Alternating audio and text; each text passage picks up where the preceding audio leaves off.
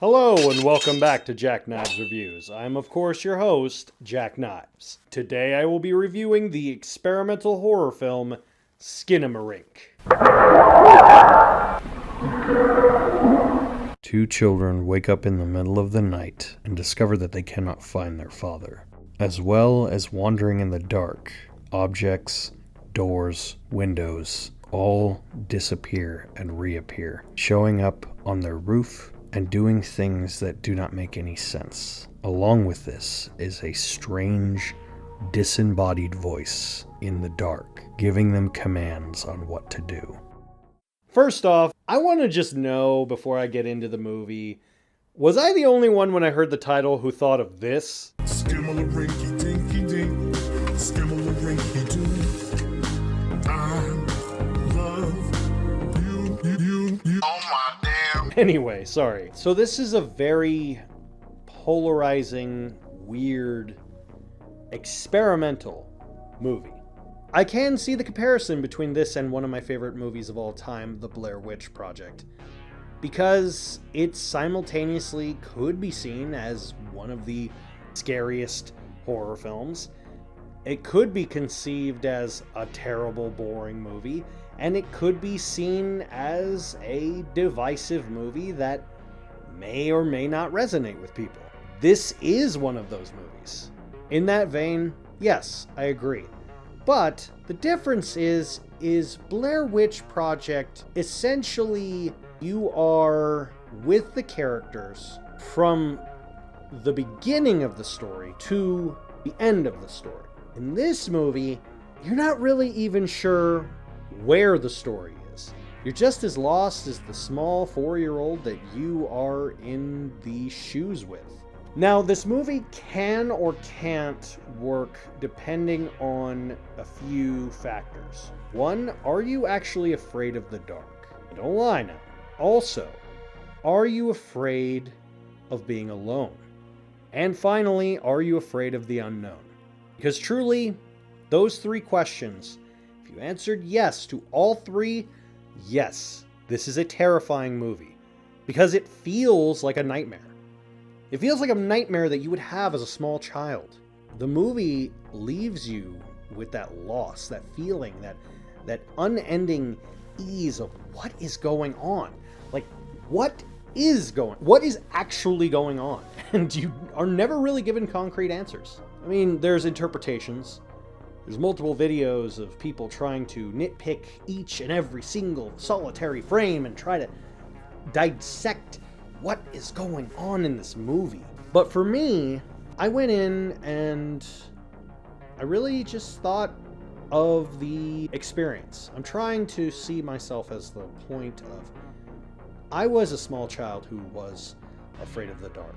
It's weird to try to relive those fears. I'm at the other side of your own phobias. It's hard to relive them. See, because it's hard to relive a nightmare. It's easy to retell a nightmare, but it's hard to relive a nightmare.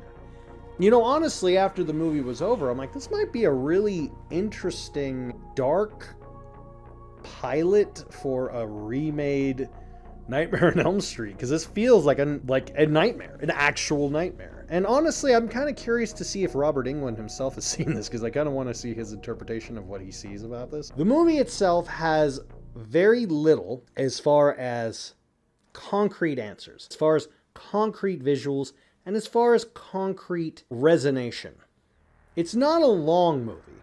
It's about an hour and a half, which is average for most basic horror films. And in that hour and a half, you can experience unease, confusion,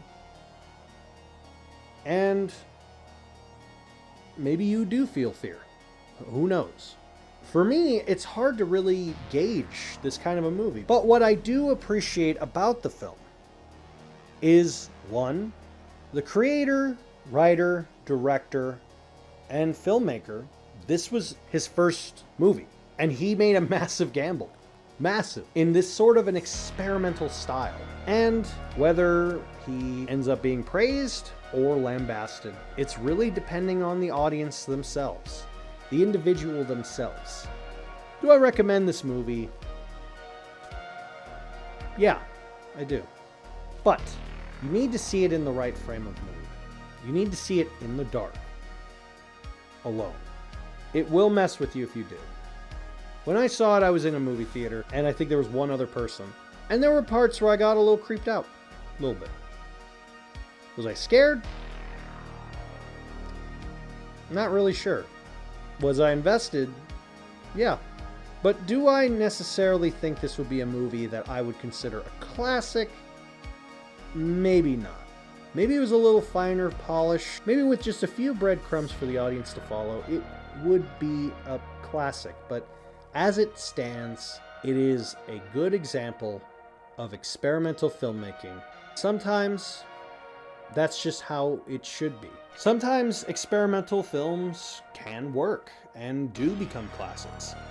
Along with Blair Witch Project, there's also the movie House, which, if you haven't seen, is also a very much in the vein of, is it scary? Is it confusing? Does it make you feel something different when you see it? Yes. If you follow it in that same vein, Skinamarink could be seen as a movie that may work for you. I give Skinamarink 3 out of 5. Have you seen Skinamarink? And if you have, what is your interpretation of the film? Let me know in the comments down below. As always, I'll see you next time.